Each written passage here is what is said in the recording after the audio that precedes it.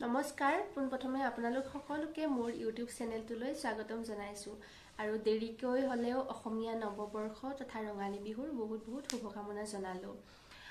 আজিৰ ভিডিঅটো BSc নাৰ্ছিঙৰ related হ'ব। বহুত ষ্টুডেণ্টে মোক কুৱেশ্যন কৰি আছিলে এক্সাম কেতিয়া হ'ব বা পেটাৰ্ণ কি হিচাপত হ'ব, কিন্তু মই তেওঁলোকৰ এনসাৰ দিব পৰা নাছিলোঁ কিছুমান ব্যক্তিগত অসুবিধাৰ কাৰণে।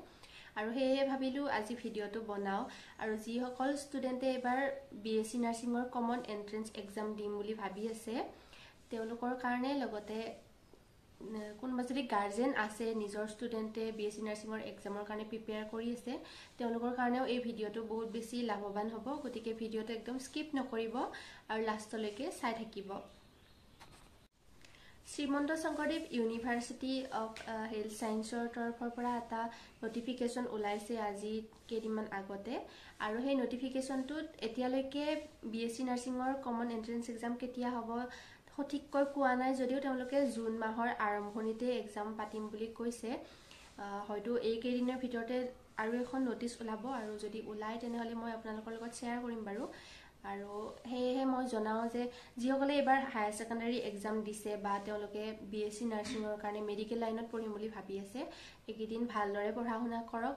জুনৰ ফাৰ্ষ্ট উইক বা ছেকেণ্ড উইক মানৰ ভিতৰতে হয়তো এক্সামটো পাতিব।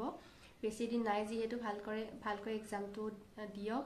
আৰু মোৰ আগৰ ভিডিঅ'টো কৈছোঁ যে পেটাৰ্ণটো কেনেকুৱা হয় বা কি হিচাপত এক্সাম পতা হয়, আৰু তাৰ উপৰিও যদি আপোনালোকৰ কিবা ডাউট আছে তেনেহ'লে মোক কমেণ্ট কৰি জনাব পাৰে। আৰু মোৰ ইনষ্টাগ্ৰাম যিটো আইডি আছে মই ডিটেইলছত দি দিম, তাত গৈ মোক মেছেজ কৰিব পাৰে।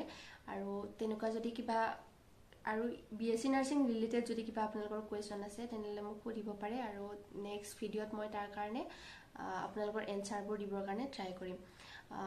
ভিডিঅ'টো ইমানেই আছিলে। যদি চাই ভাল পালে তেনেহ'লে লাইক কৰিব, কমেণ্ট কৰি জনাব কেনেকুৱা পালে, আৰু মোৰ চেনেলত যদি নতুনকৈ আহিছে তেনেহ'লে চেনেলটো ছাবস্ক্ৰাইব কৰি দিব। ধন্যবাদ।